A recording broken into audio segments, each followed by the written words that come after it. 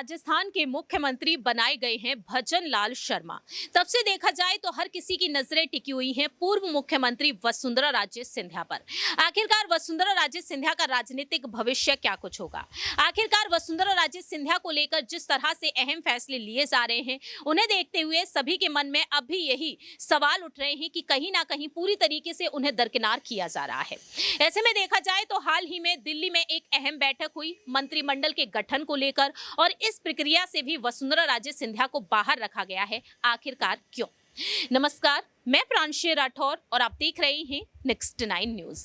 आज हम यहाँ पर चर्चा करना चाहेंगे कि आखिरकार वसुंधरा राजे सिंधिया क्या वाकई में दरकिनार की जा रही हैं। अब भी 2024 जो काफी नजदीक है, लोकसभा चुनाव होने जा रहे हैं, और इन लोकसभा चुनाव से पहले बीजेपी आलाकमान का ये तक कह देना कि दिग्गज नेताओं का जो अनुभव रहा है 15 से 16 साल का, उसे देखते हुए हम उन्हें काम देंगे। लेकिन यहाँ पर मंत्रिमंडल का जब गठन पर चर्चा की गई तो यहाँ पर देखा गया कि प्रदेश अध्यक्ष भी पहुंचे, राज्य प्रभारी भी पहुंचे, कई दिग्गज नेता दिल्ली पहुंचे और अहम बैठक हुई। 1.5 घंटे तक ये बैठक चली, लेकिन वसुंधरा राजे सिंधिया को इस बैठक से बाहर ही रखा गया। यहां पर सवाल लेना चाहेंगे हमारे सहयोगी अमन जी से कि आखिरकार इस पूरे ही राजनीतिक चर्चा पर उनकी क्या कुछ राय प्रतिक्रिया है। देखा गया है कि भजन लाल शर्मा आज भी दिल्ली पहुंचेंगे, लेकिन राज्यपाल कलराज मिश्रा से वह एक बार फिर से मुलाकात करेंगे, और दिल्ली रवाना होने से पहले भी कल वह मुलाकात कर चुके थे मंत्रिमंडल के गठन को लेकर। अब देखा जाए ये दावे किए जा रहे हैं कि 20 नामों पर सहमति बन चुकी है और इन 20 नामों को मंत्रिमंडल में शामिल किया जा सकता है। लेकिन वसुंधरा राजे सिंधिया के लिए जिस तरीके से यहाँ पर जानकारियां सामने आ रही हैं, उन्हें लेकर आप क्या कहना चाहेंगे? देखिए, बिल्कुल। और पहले अगर मंत्रियों की बात करें तो 30 मंत्री मेरे ख्याल से मुख्यमंत्री के साथ में बनाए जा सकते हैं। 3 ऑलरेडी बन चुके हैं, जिसमें 2 उप मुख्यमंत्री और 1 मुख्यमंत्री। 27 का बनना बाकी है। तो ऐसे में बिल्कुल आपने सही कहा कि राजे की जो भूमिका हो सकती थी, बड़ी भूमिका हो सकती थी, लेकिन पूरे के पूरे घटना चक्र को ही अगर आप देखें तो कहीं ना कहीं राजे को शुरुआत से ही एक तरीके से दरकिनार रखा गया है, दूर रखा गया है इन सब मामलों से। और जब मुख्यमंत्री चयन को लेकर भी जब पूरी की पूरी कोशिश हुई, उसके बाद जब नाम फाइनल हुआ और जब नाम खुलकर सामने आया, पर्ची उन्होंने देखी, उस समय भी उनका रिएक्शन कैसा था कि हर एक को ये मान रहा था कि अब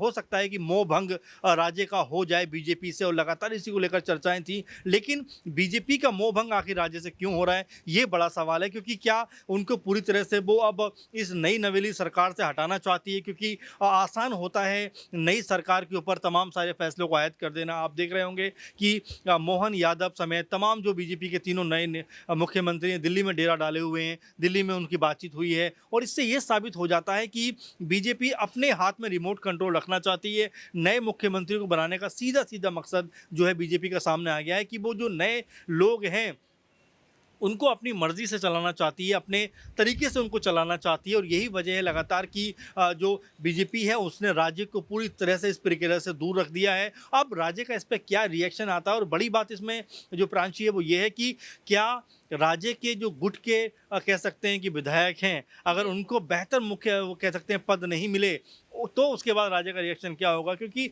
गृह मंत्री, ऐसे जो महत्वपूर्ण जो मंत्रालय हैं वो अहम हो जाते हैं। क्या वो राजे गुट के विधायकों को मिलेंगे? क्योंकि राजे ने बता दिया था कि उनके साथ में 60 से 70 विधायक हैं जो उनके एक कहने पे कुछ भी कर सकते हैं। तो अगर इसमें सौतेला व्यवहार होता है तो मुझे लगता है कि राजे ज़रूर इस पर कोई बड़ा एक्शन ले सकती हैं। वाकई में देखा जाए तो 20 नामों पर जो सहमति बनी है, अब इन 20 नामों में से राज्य के यहाँ पर विधायक शामिल हैं या फिर नहीं, इस पर देखा जाए तो सभी की नजरें टिकी हुई हैं। क्योंकि हमने मध्य प्रदेश में देखा है ज्योतिरादित्य सिंधिया के जो 16 में से 8 समर्थकों ने जीत हासिल की है, उनमें से महज 3 ही समर्थक जीत का हिस्सा है, लेकिन किसी एक को ही मंत्री पद मिल पाएगा।